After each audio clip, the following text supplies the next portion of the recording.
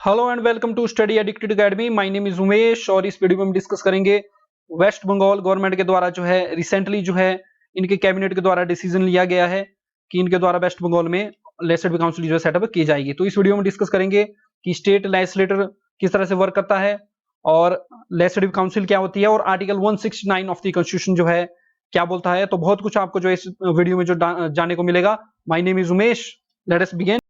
तो ये द हिंदू का आर्टिकल जो अपनी स्क्रीन के सामने देख सकते हैं, West Bengal government to set up legislative council, और ये आज का ये आर्टिकल है 17 मई 2021 का।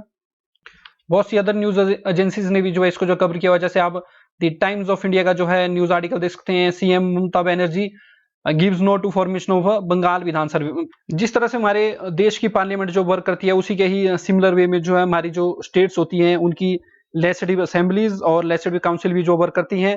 लेजिस्लेटिव असेंबली के पैरेलल में हमें अपनी कंट्री में पार्लियामेंट लोकसभा देखने को मिलती है और लेजिस्लेटिव काउंसिल के पैरेलल में जो है राज्यसभा जो है पार्लियामेंट में हमें देखने को मिलती है। जो हमारी कंट्री की जो पार्लियामेंट जो होती है वो कंसिस्ट करती है प्रेसिडेंट और टू हाउसेज जो रहते हैं, राज्यसभा और लोकसभा। राज्यसभा को जो है काउंसिल ऑफ स्टेट्स या हाउस ऑफ एल्डर्स भी बोला जाता है और लोकसभा को जो है लोअर हाउस और हाउस ऑफ रिप्रेजेंटेटिव्स जो है बोला जाता है। तो राज्यसभा अपर हाउस होता है, राज्यसभा जो डिसॉल्व नहीं होता है और लोकसभा के लिए जो हर 5 साल के बाद जो हमारी कंट्री में जो इलेक्शन होते हैं उसी की तर्ज में जो है हर एक स्टेट में क्या होती है, लेजिस्लेटिव असेंबली होती है, स्टेट लेजिस्लेटर होता है। और बहुत सारी स्टेट में हमें सिर्फ और सिर्फ जो है legislative assembly as well as जो गवर्नर है वही देखने को मिलते हैं। लेकिन कुछ स्टेट्स हमारी कंट्री की ऐसी हैं जहां पर आपको लेजिस्लेटिव असेंबली के साथ साथ जो है लेजिस्लेटिव काउंसिल भी देखने को मिलता है, प्लस गवर्नर जो है उनकी पूरी की पूरी जो है स्टेट लेजिस्लेटर को जो है बनाती है। तो देखिए यहाँ पर बताया गया कि किसी प्रकार की यूनिफॉर्मिटी जो है ऑर्गेनाइजेशन ऑफ स्टेट लेजिस्लेटर्स में हमें देखने को नहीं मिलती है। बहुत सारी स्टेट्स में जो है यूनिकैमरल सिस्टम है। यूनिकैमरल का मतलब है एक ही हाउस जो है बहुत सारी स्टेट्स में हमें देखने को मिलता है, जिसको विधानसभा जो है हम बोलते हैं या स्टेट लेजिस्लेटिव असेंबली जिसको हम जो है बोलते हैं। लेकिन कुछ स्टेट्स ऐसी हैं जिनके पास जो है बाइकैमरल सिस्टम है। बाइकैमरल का मतलब है 2 हाउसेज जो है इन स्टेट्स में देखने को मिलते हैं। जो हमारी कंट्री है एज अ होल, हमारे यहाँ पर जो है बाइकैमरल सिस्टम हमें देखने को मिलता है, लोकसभा और राज्यसभा। उसी प्रकार कुछ एक जो स्टेट है वहां पर भी जो है upper house that is state legislative council जो हमें जो देखने को मिलती है। एज ऑफ देखिए अगर हम प्रेजेंट टाइम की बात करें 2021 की, 2016 को छोड़ के, क्योंकि 2016 में जम्मू एंड कश्मीर एक स्टेट थी और उसके पास भी जो है 2 हाउस थे, लेजिस्लेटिव काउंसिल थी। लेकिन बाद में Jammu and Kashmir state reorganisation act 2019 pass होता है और उसके बाद जो है अब जम्मू एंड कश्मीर जो है एक यूटी बन चुकी है और सिर्फ यहाँ पर हमें जो है कि लेजिस्लेटिव असेंबली ही देखने को मिलती है, एक ही हाउस यूनिकैमरल जो इसको कर दिया गया है। तो 6 स्टेट्स हमें इन प्रेजेंट जो है ऐसी देखने को मिलती है हमारी कंट्री में, जहां पर जो है 2 हाउसेज आपको देखने को मिलेंगे। The states are Telangana, Andhra Pradesh, Uttar Pradesh, Bihar, Maharashtra and Karnataka. This is a very important concept.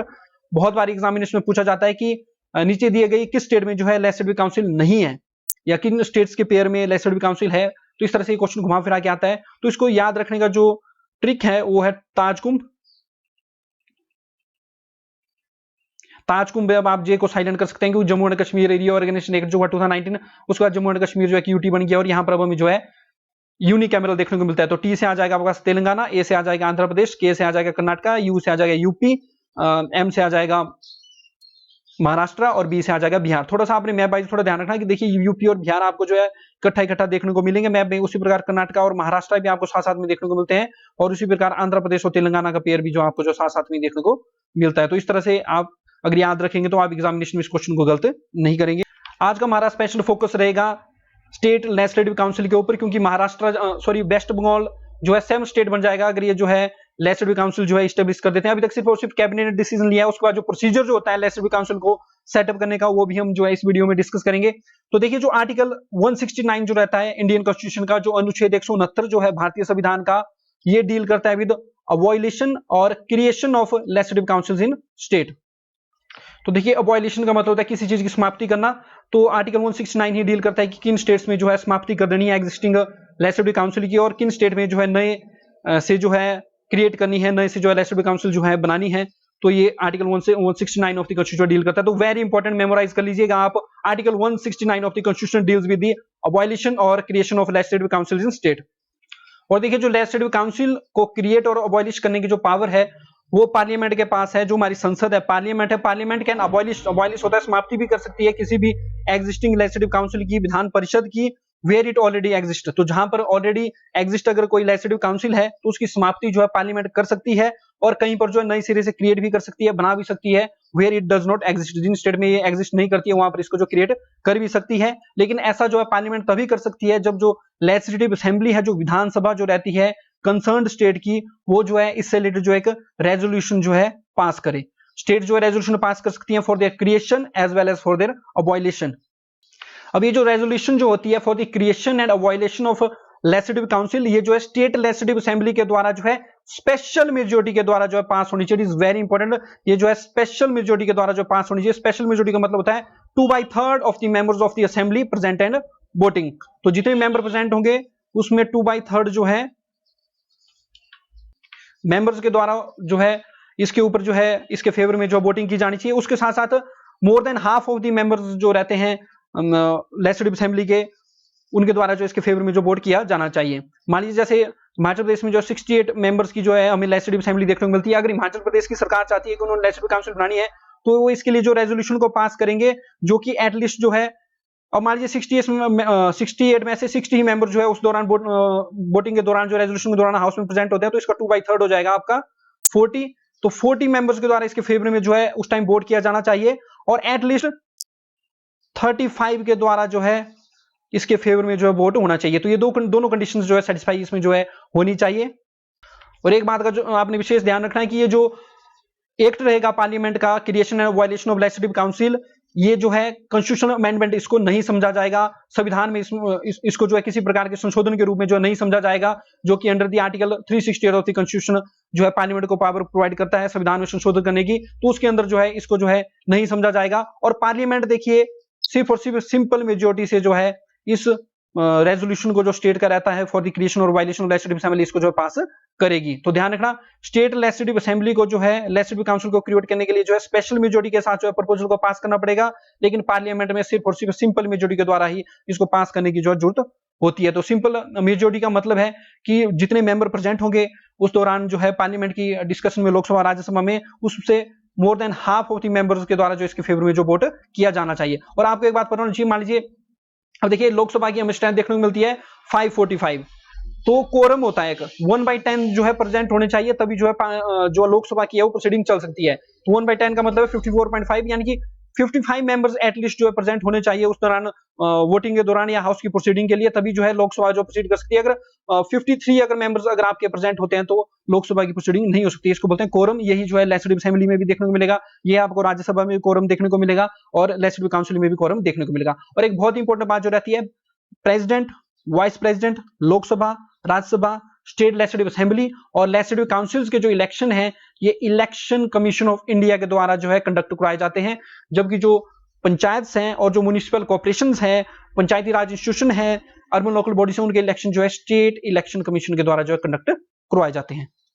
अगर composition of the legislative assembly की अगर हम बात करें तो आर्टिकल 170 जो है डील्स करता है with the composition of the legislative assembly, कितनी स्ट्रेंथ जो है लेजिस्लेटिव असेंबली की रहेगी विधानसभा की। तो देखिए मैक्सिमम स्ट्रेंथ जो है स्टेट लेजिस्लेटिव असेंबली की इन प्रेजेंट जो है 500 जो है फिक्स की गई है, और मिनिमम किसी भी स्टेट के लिए कंडीशन रखी गई है कि कम से कम 60, तो उसमें जो है 60 मेंबर्स की जो है लेजिस्लेटिव असेंबली विधानसभा जो है होनी चाहिए। लेकिन कुछ एक एक्सेप्शनल केसेस हमें देखने को मिलते हैं। अरुणाचल प्रदेश, सिक्किम और गोवा के लिए जो है मिनिमम नंबर रखा गया है कि यहाँ पर जो है कम से कम 30 जो है इनकी लेजिस्लेटिव असेंबली में होनी चाहिए। और इन केसों मिजोरम और नागालैंड के रखा गया है कि 40 और 46 जो है, 40 मिजोरम के लिए और 46 नागालैंड के लिए जो मिनिमम नंबर जो रखे गए हैं। और आपको पता होना चाहिए कि ये जो एलोकेशन जो होती है सीट्स की, ये जो है अकॉर्डिंग टू द पॉपुलेशन के हिसाब से जो है एलोकेशन जो है की जाती है सीट्स की different Lok Sabha as well as state legislative assembly के लिए। अब नेक्स्ट वेरी इंपॉर्टेंट रहता है composition of the legislative council. तो लेजिस्लेटिव काउंसिल की कंपोजिशन आपको देखने को मिलेगी under the article 171 of the constitution. तो इसमें बोला गया कि जो मैक्सिमम जो स्ट्रेंथ जो रहेगी किसी भी लेजिस्लेटिव काउंसिल की, वो 1/3 of the total strength of the assembly रहेगी। मान लीजिए कि किसी स्टेट में अगर 300 अगर मेंबर्स की विधानसभा है, लेजिस्लेटिव असेंबली है, तो इसका 1/3 यानी कि मैक्सिमम स्ट्रेंथ इस स्टेट में लेजिस्लेटिव काउंसिल की जो है 100 हो सकती है। और मिनिमम रखी गई है कम से कम 40, तो आपने जो इसमें मेंबर रखने ही रखने हैं। तो 40 up to 1/3 of the total strength of the legislative assembly. मान लीजिए हिमाचल के केस में देखिए, आप देखेंगे कि 68 जो है स्ट्रेंथ है लेजिस्लेटिव असेंबली की। अगर यहाँ पर लेजिस्लेटिव काउंसिल बनेगी तो ये जो है 22 पॉइंट समथिंग के आसपास आएगा। तो ऐसा नहीं किया जाएगा, यहाँ पर लेजिस्लेटिव काउंसिल में 40 मेंबर्स एटलीस्ट जो है रखे जाएंगे। तो इस तरह से ये कुछ कंडीशन जो है संविधान में रखी गई हैं। अब देखिए जो कंपोजिशन जो रहती है लेजिस्लेटिव काउंसिल की, विधान परिषद की, बहुत इंपॉर्टेंट रहती है। तो देखिए 1/3 जो है इलेक्टेड किए जाएंगे by a member of local bodies in the states like municipalities और डिस्ट्रिक्ट बोर्ड्स। तो वेरी इंपॉर्टेंट, आपको बताना चाहिए एक चीज की ये जो कंपोजिशन है ये बहुत ही ज्यादा इंपॉर्टेंट है, एग्जामिनेशन पूछी जाती है। तो ध्यान रखना आपने 1/3 जो है म्युनिसिपैलिटीज और डिस्ट्रिक्ट बोर्ड से इलेक्ट किए जाएंगे। 1/12 जो है जो ग्रेजुएट्स रहेंगे ऑफ 3 इयर्स और जो रिजाइड करते हैं विद इन स्टेट उनसे 1/12 जो इलेक्ट किए जाएंगे बाय द टीचर्स जो अध्यापक होंगे of up to 3 years standing in the state. और ऐसे अध्यापक होने चाहिए जिनका स्टैंडर्ड जो है less than secondary level school से नहीं होना चाहिए, यानी कम से कम 12 तक के जो स्कूल होते हैं वहां पर उनके द्वारा जो टीचिंग की जानी चाहिए। तो ध्यान रखना 1/3 municipalities and district boards, 1/12 from graduate for 3 years, 1/12 teachers. उसके बाद 1/3 जो है इलेक्टेड किए जाएंगे by the members of the legislative assembly of the state. तो जो लेजिस्लेटिव असेंबली जो विधानसभा जो रहेगी उनके द्वारा जो है इलेक्ट किए जाएंगे ऐसे मेंबर्स जो कि मेंबर नहीं होंगे स्टेट लेजिस्लेटिव असेंबली के। और जो रिमेनिंग 1/6 जो होते हैं वो जो है नॉमिनेटेड किए जाएंगे गवर्नर ऑफ द स्टेट के द्वारा, ऐसे पर्संस जिनके पास जो स्पेशल नॉलेज रहेगा और प्रैक्टिकल एक्सपीरियंस रहेगा in the field of literature, साहित्य की फील्ड में, साइंस विज्ञान की फील्ड में, art, cooperative movements and social service. तो देखिए इस तरह से आपको समझ आ गई होगी कि 5/6 जो टोटल नंबर जो रहता है मेंबर्स का लेजिस्लेटिव काउंसिल का वो इनडायरेक्टली इलेक्टेड होंगे और 1/6 जो नॉमिनेट किए जाएंगे बाय द गवर्नर के द्वारा। और जो भी मेंबर्स हैं ये इलेक्टेड होंगे in accordance with the system of proportional representation by means of a single transferable vote. और देखिए कॉन्स्टिट्यूशनल प्रोविजन है कि जो नॉमिनेशन 1/6 मेंबर्स की लेजिस्लेटिव काउंसिल के लिए गवर्नर करेंगे वो किसी भी कोर्ट में जो चैलेंज नहीं की जा सकती है।